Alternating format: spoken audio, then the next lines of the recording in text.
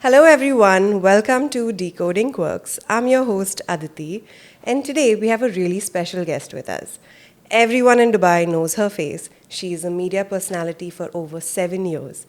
She is an animal rights activist, a feminist, a spiritual girl, and one of the most relatable girls in Dubai right now. Her kindness has helped change this community. So let's deep dive into the story of Simrin Gupta. Stop it. That was like intense. Like, if Come. my mom hears this, she'll be like, this is not my daughter. I don't know her. I don't know who they're talking about right now. Spiritual gal. Dude, come on. I have have my seen I've seen your earlier podcast. I have seen your Instagram. I have seen the way you behave. In fact, even wanted to say is change her middle name. Damn. Yeah. You started laughing. That's why I didn't continue. It's like those reels you see, like, oh, those people who can't choose a lifestyle. That's basically, I think, us. Yeah. It's like you need to have a balance of everything in your life, right? You can't just be like one direction and Exactly. you're depriving yourself of other elements. We were just talking about it when we were driving here Yeah. that earlier our lifestyle was a little bit different where we wanted to do different things on the weekend. Yeah. And now we're like, oh, let's just go for breakfast. Let's chill. Yeah. Let's chill. Still want to, but it's like now it's not that regular, I think. It's all phases, and the more you get it out of your system, I think they say as you grow older, your priorities change, which is, you've not heard anything more true. And your body. Yeah. Your body, your mind, your capacity, everything changes. 100%. Can't take it anymore. Yeah, but I just wanted to say it's such a full circle moment today because it started off with me interviewing you. Exactly a last year ago. Yeah, exactly a year ago. And now it's like you and how the tables turned within a year, and you have your own podcast show and you're doing so well. It's amazing to see your growth. And this is where you wanted to be, and you did this for yourself. So that's incredible. Thank you so much, and thanks for bringing that up. I think sometimes even we forget to acknowledge and give great gratitude for it. Yeah. Thank you. But yeah, Of I do course. remember our So interview. proud. Yeah, and also the way it happened. That was also pretty cool. Oh, yeah. Yeah. That was like, this is what they say. Sometimes things go so wrong because you're at the wrong time, wrong place. But things likewise can go so extremely right, and you can go down the right path just by being at the right time in the right place. And it's just, Worked destiny. out. Yeah. So talking about the right time and the right place, let's hear a little bit about what you're doing right now, because I think we all are really curious. Okay, so right now, basically, I've been in media for 6 years, and a good chunk of it, of course, was at Lovin', which was like, I will always love that place with all my heart. And then I left, joined a couple of other media houses that were just, I don't want to say it, but trash. So trash. And after leaving, I'm just like, you know what? Everything I wanted to strategize with them, if they were not ready to explore and it was just being shut down, might as well just, experiment with my own page, see if it works. So I know whether I'm in the wrong or, if I'm just building it all up in my head. So I started my own page with a partner of mine, and it was great. It was doing really good. It jumped to 20,000 followers in 2.5 months. Wow. And it's like, I knew these strategies that I wanted to implement for social media for those pages would work, and it did work for this page. And then later it got acquired within 2.5 months. Wow. Yeah, and now I work for the company that acquired us. Social Blueprint acquired us, and now they rebranded it to That Dubai page. So from Dubai Brew that we started, now it's That Dubai page that I'm a part of and editor-in-chief of, but it's acquired now. Wow. Firstly, how amazing is that? Even when we spoke on the phone, I was like, this is so freaking cool. Yeah. You started a page, it picked up, I think one of the Yeah. fastest growing pages. It was. Exactly. For sure. And then it got acquired. Yeah. So, And that too, within 2.5 months. So it was honestly, even this story was so testament to being at the right time, right place, and was such a coincidence how the whole thing happened. And it wasn't honestly, it was just destiny, I have to say. Yeah. I feel so lucky for this to have happened to me. I know you keep saying hard work, but it was so out of the blue. Because there are no coincidences. You put in all that hard work to reach that point. You just don't know what's behind the door. Yeah. And if like you actually win the jackpot behind the door, it's like, oh, was it a coincidence? Yeah. But you've taken all that hard work to reach there, and Yeah. that's like commendable. But I must say, you know, like in the period, the waiting period, the interim, when you're just like, you don't know what to do, where you're going, and you're applying. And I think so many people are always in that transition period of looking for a job, and they just get so lost and depressed and like, what's happening? I'm not finding anything. What am I going to do? And you have all these financial constraints, financial obligations, responsibilities. It gets so tough to be in that phase, The transition the phase, transition the phase. break It's the between. scariest phase in life to be in. Even relationships cannot compare to not having a job or not knowing what to do with your career. So, Because that's what gives you purpose, right? yeah. So I completely agree to the, it's very scary. So, Yeah. there's self-doubt that comes in. Like, is it me? Am I good enough? Yeah. What are people going to say? Why are they not hiring me? What am I lacking? What am I doing wrong? What do I need to do right? What do I need to learn?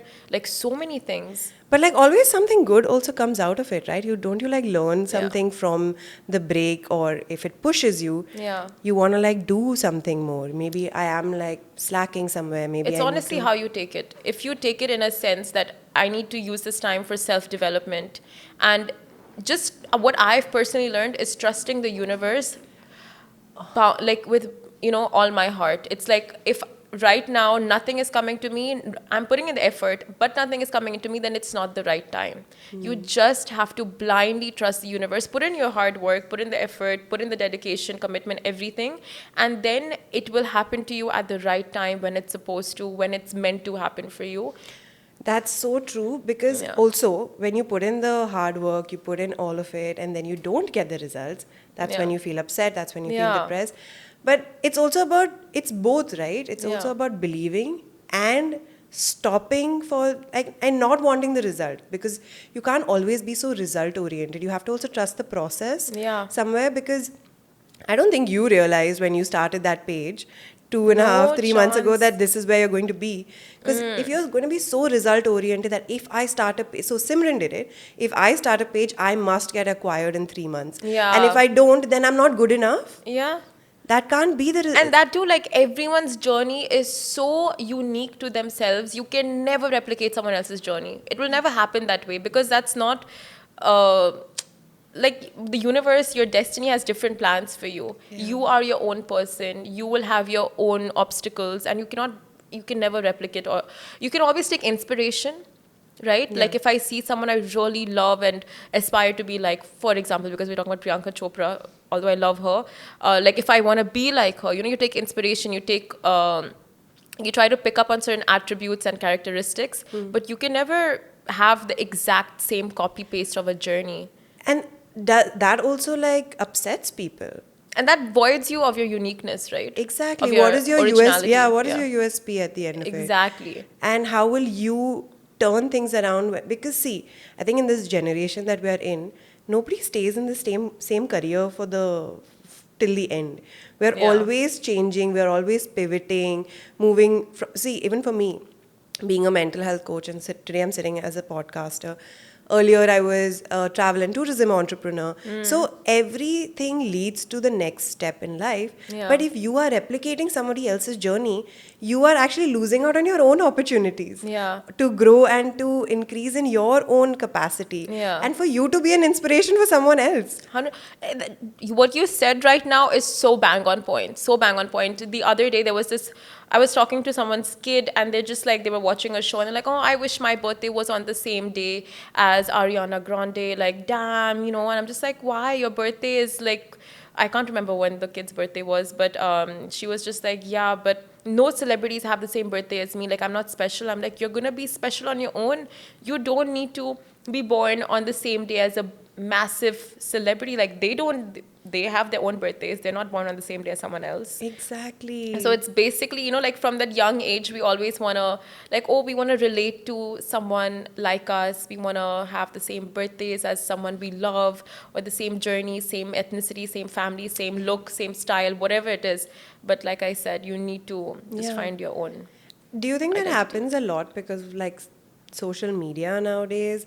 No, I think even without social media, if you see someone you really love and admire, you want to be like that person, right? You want to have certain qualities that match and that you can relate to and go like, oh my God, we're the same, Yeah. right? You and I, we're both from Mumbai or we're both from this. Like you want to relate to that person to Yeah. make you feel like you're just as special as them Yeah. or good enough Good enough, yeah. That makes as good. Yeah. that makes a lot of sense. So even when you start this journey, right now, let's take your case. You started this page; it's doing really well. Was there self-doubt?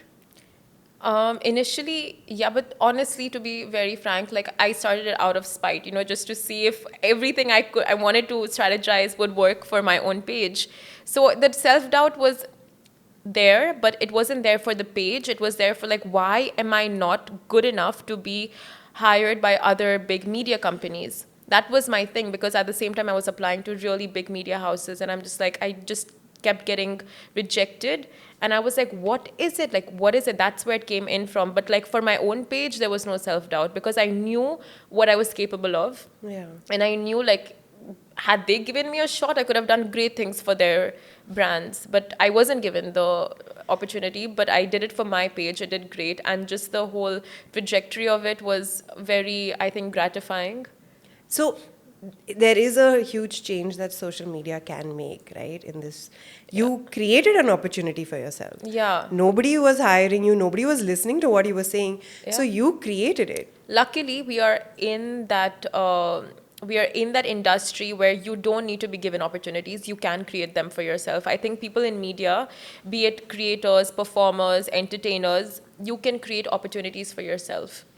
That scope is very much there. But for other industries like engineering, architecture, not creative spaces, but like engineering, medicine, all of that, you need to be given. You cannot just say like, okay, I'm going to create my own opportunity and you don't have any capital and it's not going to Yeah. work, right? Yeah. It's going to be very, very, very tough. It's not impossible, Yeah. but not as, I think, easy as it is for media people. Yeah.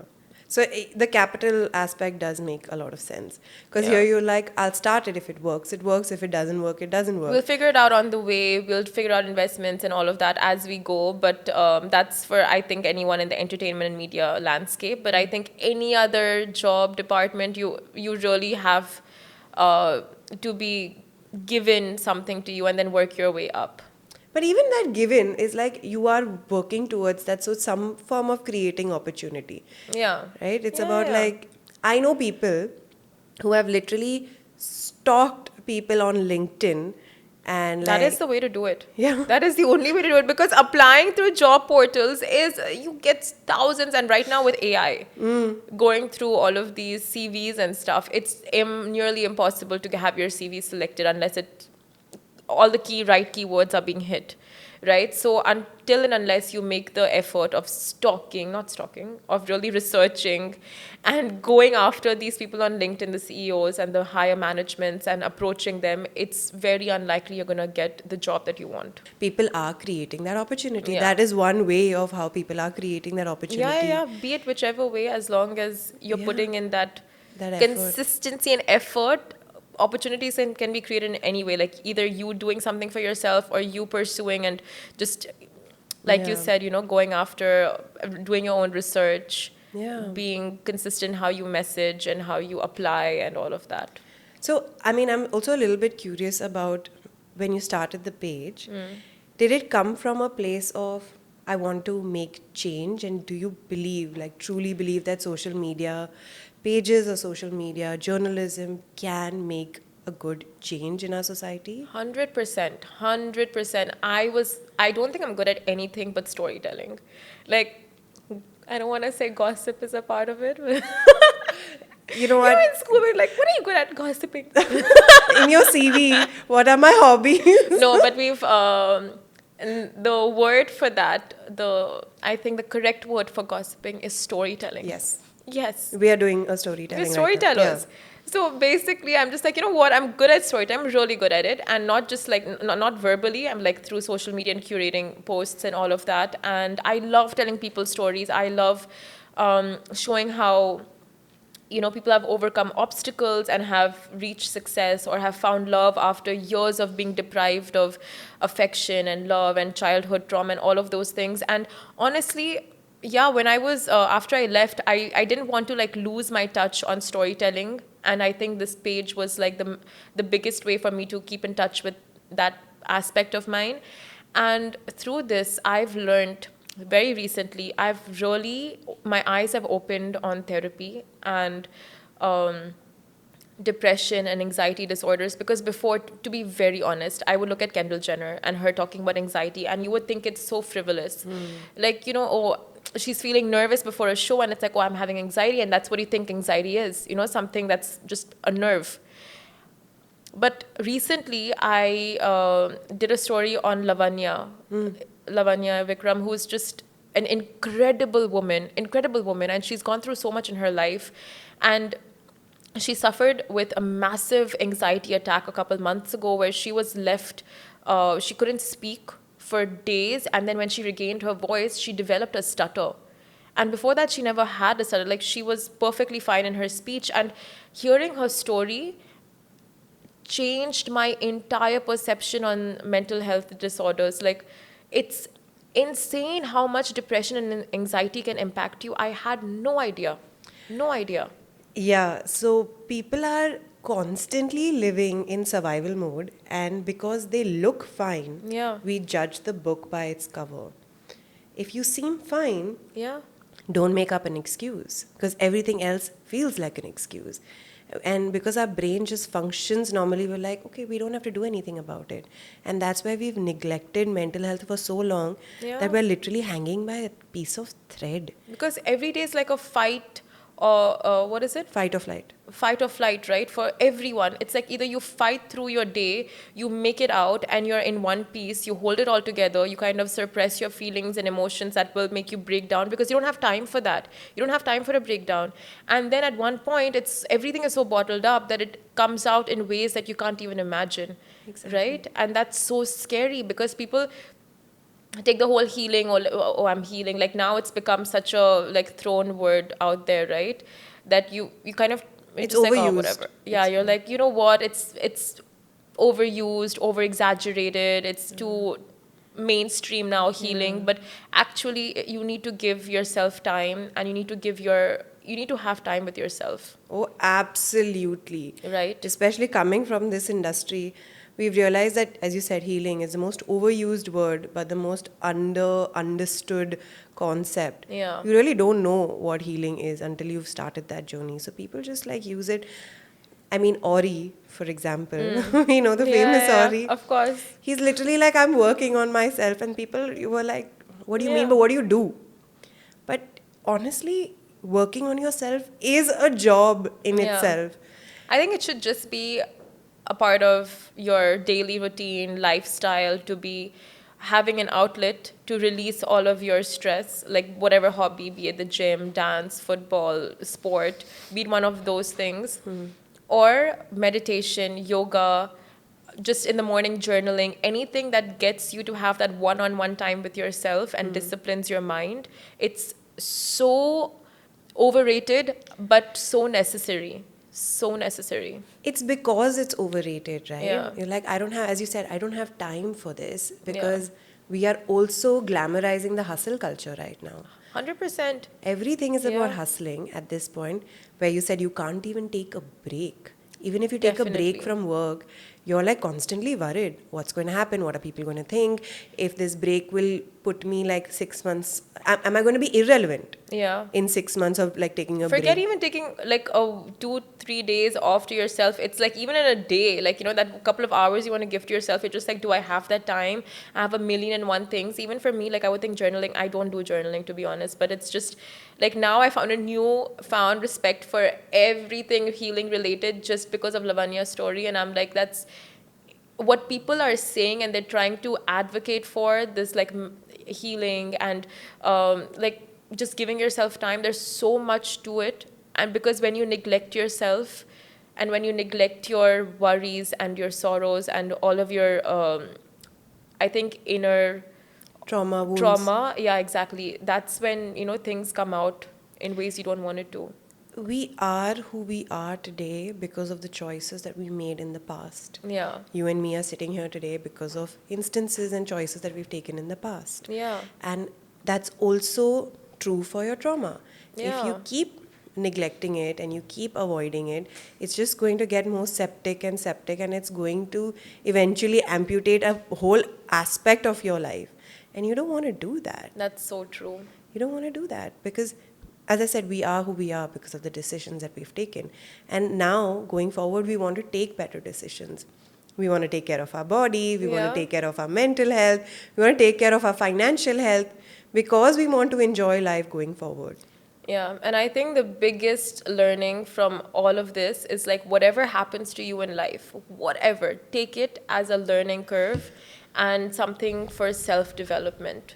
Just take it as that, and your life will change. If you keep taking everything that happens to you as like, this is trauma, this is gonna break me, this is gonna shatter me, this is, like so negative. Of course, like very like negative experiences do happen, but it's all about how you take it. Exactly. So, even as you said, right? If a negative experience happens and you're like, oh my God, this is triggering me and this is Yeah. giving me trauma, you're not going to learn from it. And what happens is that someone who actually is going through trauma, Yeah. we are taking away the intensity for someone who really deserves it, which is why That is so true. yeah, which is why you were not able to give attention to the word depressed or anxiety because everyone was using it for very Like, frivolous. oh, this is giving me like, you kind of you're working and then by mistake you close the entire folder and you're just like, oh my gosh, this is giving me major anxiety. Like, it's so thrown out there, although you can't help it. It's not Yeah. it's not that deep, right? Like, fine, you do use it, and it's not something you can just point people out for and be like, don't use that word so lightly. It's okay, but you need to understand that when someone says they're going through it, Yeah. it can be a lot more intense than what it seems to be. Yeah, and especially with depression also now. Yeah. Sadness is a normal emotion. Yeah. You can feel sad because you lost your phone. You can feel sad because you missed your flight. Yeah. That is sadness. And please show that emotion. We're not saying don't show it. But understand the difference between sadness and understand the difference between being depressed. Yeah. Being depressed is being stuck in a loop of negative thoughts. Yeah. It will lead to suicidal thoughts. It's Yeah. like, I cannot function anymore. Yeah. But your sadness on losing your phone isn't you being non-functional. Yeah. So you're taking away the intensity of being depressed from someone else who actually needs it. Very true. 100%. It's just thrown out. And day by day, I'm so gonna be hated for saying this, but like by the day, I just keep respecting Gen Z's not terminologies, Gen Z's like perspectives more and more, because they keep like vouching for don't throw this word too much, don't this, that. And as you learn and become more woke in your like life, you kind of realize they They know pretty what much, they're... they know kind of what they're talking about. I think apart from the ones that have gone too extra, Yeah. Yeah. but yeah, on the crux of it, they kind of know what they're on about. What is the new Gen Z slangs going around? I'm the wrong person to ask. My sister is literally like a slang dictionary. She'll only talk in slang, like no cap. Okay, what is no cap? No cap is like, okay, capping is when you lie. So when you say no cap, like oh my God, this green tea tastes so good, no cap. Okay. It's like no lies. Okay. I'm not the right person. I can't. I mean... I try to catch on, and my sister's like, you're not that old, but you literally come off as a grandma. Like, you look like Dadi Mama, and you go like, what is no cap? And she's like, it's... So what do you vibe with? What's your soul vibing with? Like millennial, boomer? I don't know. I just feel What do you like identify as? I want to identify as a Gen Z, obviously, because who doesn't want to be young and cool and woke. I think we are woke and cool. Yeah, We are Gen Zs. I identify as a Gen Z or a young at heart. Yeah. But I also have some boomer tendencies. Yeah. Everyone has boomer tendencies. Yeah. When you say, no, I don't want to get out too late in the night and all. That's No, my I think it's boomerness coming out. There you go. We're at that age. Let's not talk about this anymore. No, I get it. You know when you've actually it's a weekend and you don't want to get out. That's when you know the chemicals inside you have changed and you are a boomer. You've hit the Yeah. boomer phase of your life. Yeah. Okay. All those weekends, I was like, what's the plan? What's the plan? What's the plan? What's the plan? And Let's make a staying plan. out till like the next day. Yeah. Now Like, it's like, no, not gonna happen. can't. Yeah. Body's not accepting it anymore. You just want to wake up in your own bed, early Clean. morning, have nice breakfast, watch Netflix, maybe like, scroll through reels, go down that rabbit hole. Like, that's fine. That's a good Saturday morning. Scrolling through reels, is Yeah. that work or is that... It's an addiction. I'm addicted. I can't even like sugarcoat it. It's insane. Like in the morning, I wake up, my alarm goes off, and usually I just sleep off. But if I wake up even slightly before my alarm, until it goes off, I'm on my just reels. Yeah. I feel nauseous after a while. When I'm looking at my phone for a long time, Yeah. I start to feel nauseous. I don't know if it's like the way I'm looking at it or what, but... We after a just while- constantly like our heads are bowed to our phones. They're in control of our lives, but it's fine. Like it is what it is. There's no point in even getting into it. Yeah, it's a part of our body anymore. It is what it is now. I mean, I nowadays try to like... And the smarter the phones get, the stupider we get. That is my only concern with iPhone 16s, all of their new amazing features, which I have zero complaints about, to be honest. But inside my head, I'm just like, wow, the smarter they get, the dumber I get. So it's just like, you gotta very consciously keep up your learning, use it for the right things and not use it to make you lazier. So every time we improve technology, it's also taking away a little bit of our soul and our life. Oh, yeah. Yeah. Every time we think that, oh, this is going to make life easier, it's like, okay, now we're more sedentary. Now we will have like physical health issues. Now we will have like the pinky thing, right? The pinky smartphone, because we've been using our smartphones for so long, like our pinkies are kind of bent apparently. No way. Yeah. Mine are fine. Maybe yours are. Arre, you just see now. If you check both, Mine are good. this is okay. Maybe I'm just older. And I've been using a smartphone more. So it's apparently kind of, so it has like issues. Yeah. I'm sure your body does develop issues from Yeah, exactly. posture and all that stuff. So, anyways, we were talking about scrolling, and a lot of people like scroll to just consume content. Yeah. But like now in the industry that you are also putting out content, you're storytelling. You have to like, give your journalistic point of view. Yeah. So, how do you take out facts like from other people's reels? Do you go and research? Like, tell me how the journey is on the journalistic angle of it. Journalistic angle, it's I don't know, like from scrolling through reels, it's not research for me. Like basically you kind of go in with certain topics that are trending or in the news, or if someone has like something has come across in your orbit of a conversation or whatever it is, and then from that you do your research, and then you try to streamline the kind of content you research for that. So on YouTube you would have like, you would search certain keywords. So is it offline and online? Does it go differently? Like, do you do like offline research as well? I mean, yeah, it depends on the news. It depends, like if I'm doing a more governmental news, it needs research. If it's somewhere I need to call up people and get their statements, and it's offline. If it's online, then it's like, for example, dating in Dubai, then I would just go online, check a bunch of people's reviews on it, check a bunch of people's experiences with it, and then compile a story. So it's really like both. Okay. Yeah. And so whenever I've seen someone like putting out like an opinion from a journalistic point of view, do we feel like it's coming from a neutral place, or does it feel like it's coming from a place of bias? Like, I feel this way, so I'm going to like direct it from one aspect. Okay, so in this circumstance with journalists and bias coming in, it's quite subconscious, I would say. So as journalists, you are taught to put out the neutral story. Like you're going to put out, like for example, let's say stray cats are being terminated or whatever it is, or they're being rehomed, right? So you're just going to put out the facts. You're going to put out like, this is what's happening. This is the government's... No, let me change the story because it's not going to be very resonating. Okay, let's say celebrity story, right?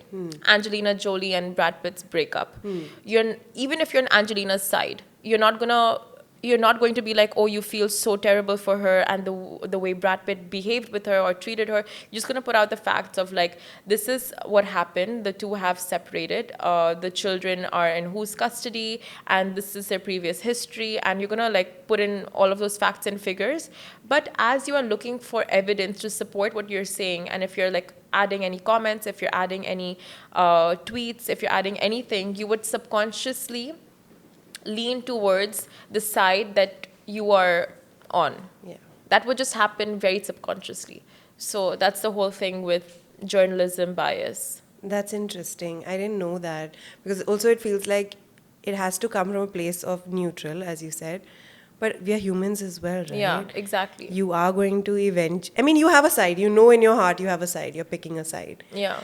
And Because our job is basically to put the story out there, then it's yours to do what you want with it. Yeah. Of course, there are stories here and there that you have your opinion pieces and you can put in your perspective, but usually a journalist's job is not to do that and just to put out the story.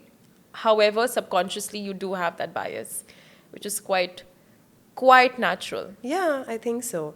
And, you know, talking about like journalism, especially like the social media aspect of it, I was watching Call Me Bae, and I think Faye did like a debut or a cameo in it. And there was this one line that she said. It was like, news is not anymore on television. You need to switch off your television because it's not there anymore.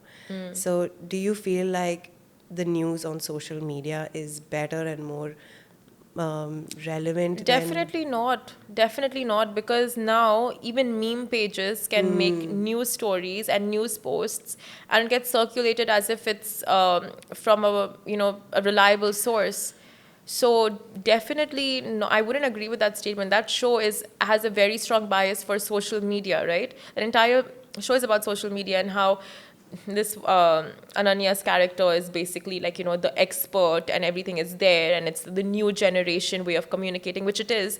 But you cannot just trust your social media for your, like cold and hard truth news. Like you need to look at all if you're looking for legitimate news, you would look to your TV, print. newspaper, print, everything. Like you're not gonna just, okay, I'm gonna only get my news sources from social media. Of course you can, but then you follow the right platforms. Yeah. Don't So follow are there right platforms on social media that's giving out good Everyone news? has their sites. Like you'll see right wing, left wing channels and brands. Like you should follow news platforms like BBC, CNN, First Post. Like follow all of your journalists that you look and admire to and give you your news properly. Like for me, it's Palki Sharma. I love her, adore her. I think her way of storytelling is incredible. So What do you resonate with that?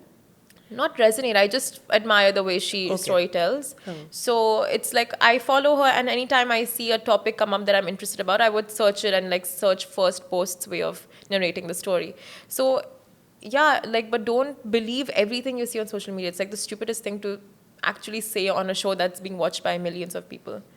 I think for her as a journalist to say that is quite I don't think aware. Yeah. Interesting.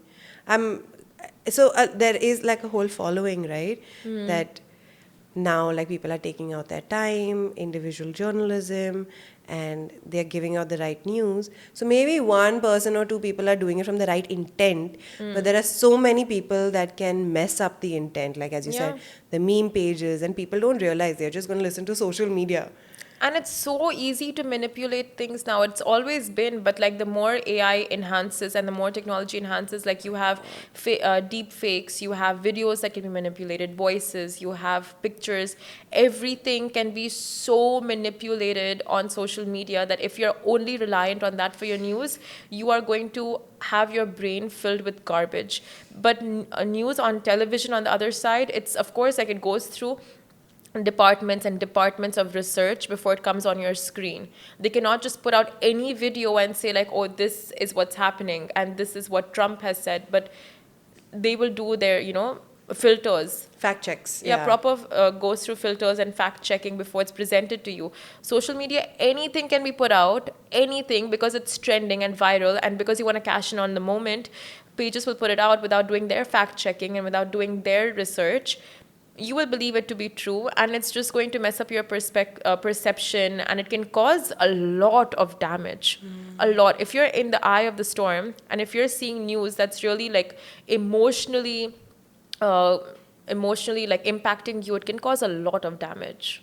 That's so interesting. Yeah. Thanks for saying that. Thanks for Yeah. articulating it that way. That was Right. really, really well said. Thank you. And like, talking about social media, like, do you think people are cashing in on just the trends and what's the most viral thing It right is now? it is the nature of things. Like if you want to grow your platform, which everyone is in the rush to do, you have to cash in on the viral moments. Like But there like, can is you actually make change? it depends on how you are going about it. I don't think a lot of people are getting into content creation to make a change, right? They're doing it for entertainment, or they're doing it for um, the monetary aspect. I don't think many people are getting into it for creating a social change. So in that sense, I don't think anyone is going to think like, if I cash on this viral moment, how can I do it in a way that's going to benefit someone else or add value to someone's life? But even entertainment at this point is adding value to someone's life, right? Because Yeah, as you're scrolling, if anything makes you smile, it is pretty much adding value to you. that makes sense. And you said something about like, sometimes when you post like emotional content, like if it takes like an emotional toll on you, Yeah. like sometimes from a journalistic point of view you have to write about the war and you have to write about animal abuse. How do you handle that? To be honest, I don't think I'm not that. I don't know, to be honest, how to answer this question, because I'm emotional, but not too emotional when it comes to work. You kind of have to put that aspect aside, because when you are researching or doing a story, you do get like the feelings, of course, are strong, right? If you're reporting about something uh, as emotional or as messed up as rape, right? It's going to impact you like nobody's business. You're going to read stories and research and see what's happening with justice, what happened to the victim, what's happening with the culprits, and you're going to get annoyed and pissed off, and all these emotions are going to be running through you. But at the end of the day, putting that story across means a lot more than your emotions. Having your emotions take over and be like, you know what, I can't do this piece anymore because it's impacting me too much. It's you not doing your job, because your job is to put that story out there and give that story a life of its own, right? And what the change that story can make is a lot more than what you're feeling right now, right? Dude, that is insane because you Right. need to have a lot of emotional strength to do that.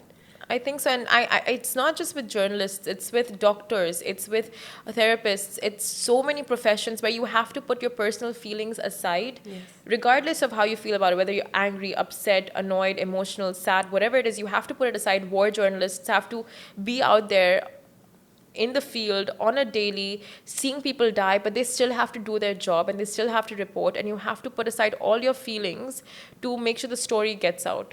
Because that's the greater good, I think. That's a greater good, even for doctors, right? Like your patient could be dying, but you have to put your emotions aside, and you have to do your job. Like you just basically you have to do your job. Yeah. Yeah, and I think that's a, every Yeah.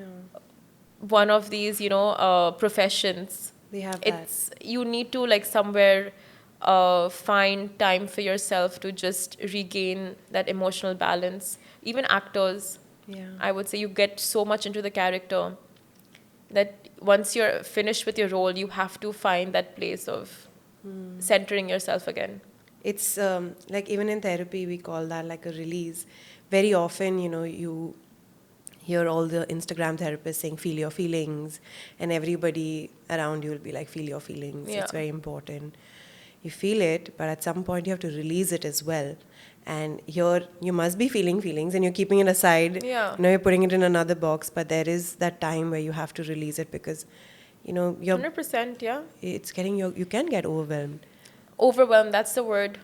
You know. It does get overwhelming, and I think for all these professions, even for, I think you, right, as a therapist, you hear everyone's traumas and you try to sort through it, but their problems for them are your priority right now. You cannot get so emotional and get so overwhelmed by it that you break down with them, right? You yourself need to box it out. So it's tough, but as long as you have a way of centering yourself post that, it's you're okay. So, and that's very important, like in today's day and age, because we all are encountering like heavy emotional content. Yeah. Like one reel could be a funny one, but the next one would be talking about like the Kolkata rape case, for example. And we need a release. We need to figure out what works for us to release our emotions. So everyone needs to have those coping mechanisms, techniques ready. And I think that's where also mental health and therapy comes into the picture. Know yourself, know who you are, know what works for you, and that's how you will know how to release it. True. Like personally for me, it's when I look at a story, it's like you do get overwhelmed, but it's not about you. It's really never about you, right? It's about the other person. Like if we're talking about that Kolkata rape, for example, you don't look like, oh my God, this is making me so sad. Like, to hell with your sadness, right? To hell with what you're feeling. It's that person went through a lot. Like, it was torture, trauma, not trauma, like it was murder. It was like the number of women. It should add that fire to you. And not just that exclusively, but so many other stories. It's about these people. It's about what they are going through. It's about what the justice they deserve. I'm talking about like any walk of life, any story, any circumstance, be it Black Lives Matter or whatever it is. It's not about you. You need to learn at one point in life that it's not about you. You can be feeling these things. It's great. You're sad, you're angry, you're upset, but it's not about you. Yeah. So it's the empathy that you have in that scene. I think you just need to like take a step back and be like, this is not about me. And that's the problem. Like people make it about themselves. Yeah. People make it about like, oh, but even I have this problem or they have this problem. And people like dilute the intensity that comes with it. Exactly. That's the right phrase you use. Like the intensity does get diluted because it's like, what do I feel about this? How am I taking this in? Oh, it's too much social media for me. It's messing with my brain. It's messing with my chemicals. Like I can't watch so many of these same things. Like, yeah, after a point it does mess with you, but it's like, this is the urgency right now. This is what you need to be a part of. This is the movement. Like to make a change, you cannot just think, oh my God, like my mental health is getting impacted. Like, no, this is the need of the hour. Exactly. You cannot just take a step back saying, I can't do this right now. Imagine if everybody did That comes that. from a place of so much privilege, right? To say that, to be like, you know what, this is really not, this is killing my vibe. Oh my God, the place of privilege that comes from, like, do people even realize to say that, to not be a part of a movement that can save thousands of lives, right? Any movement, even the feminist movement is saving lives because it comes from like years and years of suppression and oppression and abuse. And not just that, like I'm just taking the very popular names for now, but there's so many other movements, even with like animals and PETA, like all of them have been like, oh, it's overhyped, but it comes from a place of a lot of pain and torture and abuse, right? And even with feminism, I'm glad you brought that up. People don't know what feminism is. They're damn cute, yeah. They think feminism has feminine, so it's only for like women.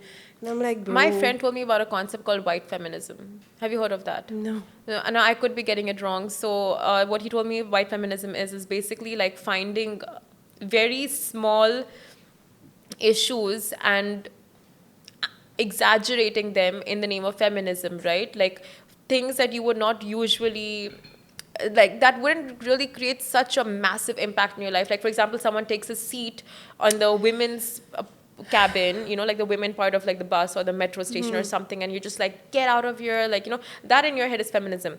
That is not feminism. That's not feminism. Claiming your right to like free drinks and stuff at a bar is not feminism. Feminism is standing for all those women who are basically fighting for their rights and are being like, are not allowed to work, are not allowed to leave their house, have to cover themselves all the time.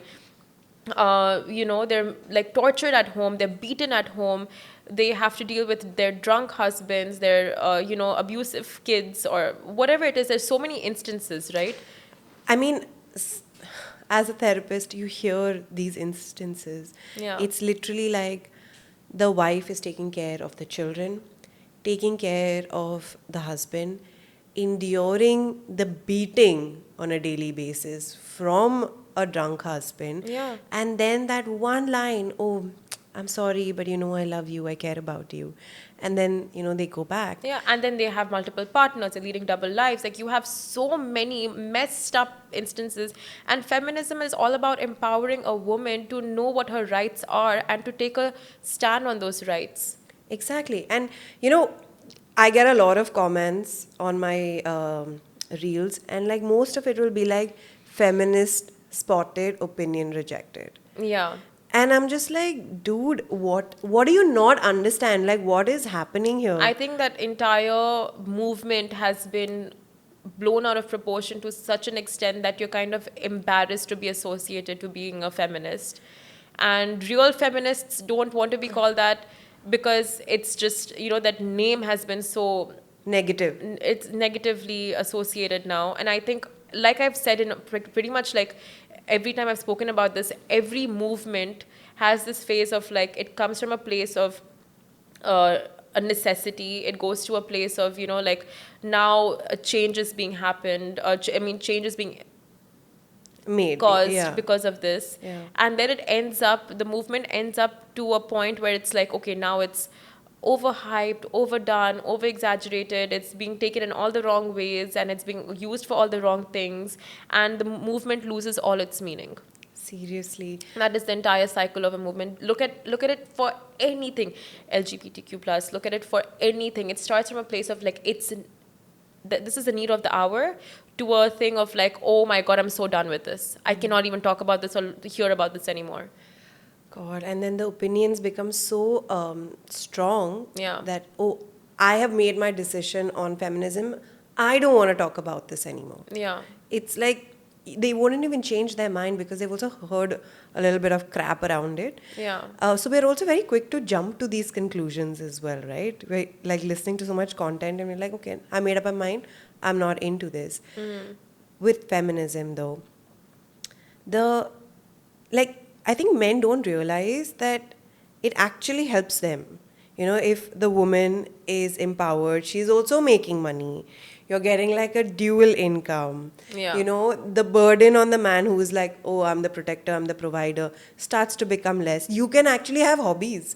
You can actually figure out your life, and it's not going to be completely dependent on just working. Because I think honestly the audience this conversation needs to reach, it'll never reach, because it's mostly like those very lower class, low income I think families and men who've not really received an education, that really don't realize the value of their women working.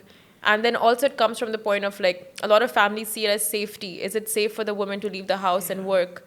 And then that entire ideology gets a lot more it's like you get backing for that ideology when you see news like rape and women abuse on a daily basis. So it's all just such a like a vicious cycle, which I feel like for this specific topic that we're talking about, the only solution is very strict and harsh punishments. Yeah. Yeah. Counseling as well, right? Like counseling in the sense, like also the way now we're bringing up the men in this Like generation. of course counseling men from a very young age, and counseling children, like both genders, and giving them the right lessons and the right examples, setting the right examples from a young age. It's so important. The thing with, like rape and abuse and stuff, it's happened outside, people know about it, it's fine. But it doesn't just start from there. It starts from the fact that you felt comfortable enough to go on someone's profile and write a trashy comment. Then you were comfortable enough to like molest someone on the road. Then you were comfortable enough to beat your own wife in your own house. So all of these things also lead up to people who end up committing these massive crimes. But these others are not taken as seriously, right? Yeah, and I think from the get-go it should be taken seriously. Like you said, like cyberbullying and cyber crimes should be, like, as soon as it's spotted, as soon as it's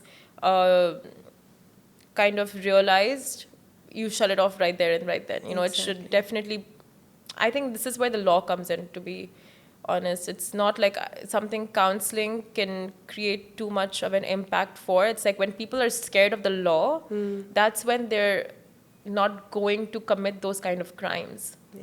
The law needs to be on our side as well. Yeah, it's all about the law in this case. Fear. Yeah, the fear of law, because everything is legal until you get caught, right? No matter how much counseling you have, like literally the most educated person, like you have all of these like really educated people as well committing crimes. Why? Like some of the world's like richest, right, billionaires, they commit crimes. Why? Not because they're not educated, not because they don't have counselings or therapists or NLP coaches. Like they have all of that, but why do they still commit crimes? Because they know they can get away with it. It's at the end of the day, those who commit crimes do it because they know they can get away with it. And the only way to just stamp out on it and to eradicate it to a massive percentage is to make the law more strict. Yeah, that kind of makes sense. And Yeah. that way, at least we'll feel protected. Yeah. You know, because That's the only solution. being a woman, I mean, I love being a woman, but it's hard because even when I enter a lift, I don't have the privilege to stand like a man stands. I do change the way I stand. Sitting in a cab, I don't have the privilege to sit that way. I do change. And it's so subconscious that it's so hard, you know. 'Cause I you're think for a lot, always we're lucky changing. over here. Yeah, here obviously we're lucky. I think a lot of people won't understand the fear of being a woman in other countries. Like you just have to be guarded 24/7. Even walking, Yeah. you can't walk home, like you're always wondering who's following you. Following you and you don't know where to look. If you give someone the wrong stare, like wrong, like You stare for 2 seconds extra, that's it. That person thinks he can do whatever he wants. no, not in that sense. What I mean is like someone catcalling and you look at them to shut them down and then they get aggressive, right? They get extremely aggressive, or you don't look at them and you ignore them and then they think that they'll do more for your attention. So it's like you just cannot win. Either way, you're kind of riling them up, right? So it's very, you just cannot do the right thing in so many situations. Yeah. And that's where you feel lucky living in countries like this. It's Yeah. to a Dubai very is certain, very safe that way. yeah, very safe. And anywhere else, you're in a bubble here. Anywhere else, you have to be You have on to guard. unlearn all this. Yeah.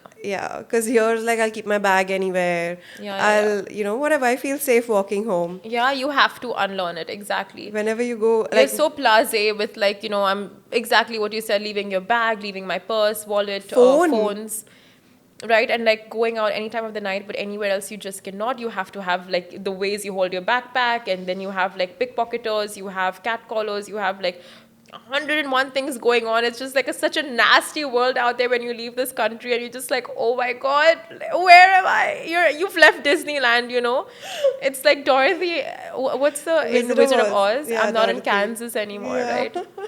Like, honestly, I think there was a point of time when I was growing up in India, I knew how to walk in public just like with my hands, just like covering and protecting myself. And that was subconscious. And now when I think of it, I'm just like, that's stress.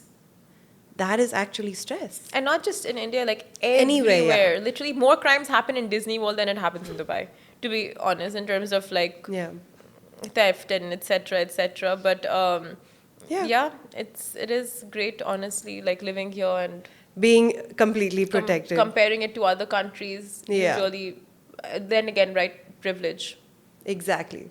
So we are going to be grateful for being in Dubai. And that's what, when people stay in a place of privilege, for them, this becomes their reality. Already you have all of these women empowering things over here, and Yeah. you have safety, etc. So you're fighting for all the wrong things. Exactly. Yeah, because you don't know that reality. Fighting for maybe frivolous things. Exactly, yeah. You fight for frivolous things because that's not your reality. You don't know the harsh and cruel things that actually you should be fighting for. So you fight for like that metro seat, or you fight for that ladies' night, or you fight for, like those small things. Because you also want to be a part of the feminism movement. Yeah, whatever. Like you think those are your rights, although they don't matter all that much, Oh my God. Listen, Simran, we can go on talking about this, and I really do want to talk about this, but This was a great convo. time is up. Time is up. I can't believe time is up. It But just felt like we started. just now, it feels like 15 minutes, right? It does. Okay. I was like, is it just me? Time flies when you're having a really good conversation. I know. We're going to do this again, though.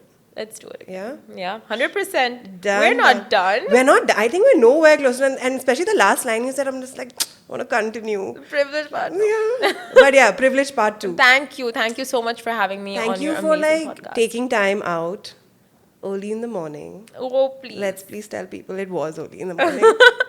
Okay. 8 a.m. Yeah, 8 a.m. Can you believe it? Okay, so thank you so much. Thank and you. we're going to have you back. And everyone, please follow, like, subscribe, or whatever you want to do. All right, thank you. Thank you. Bye.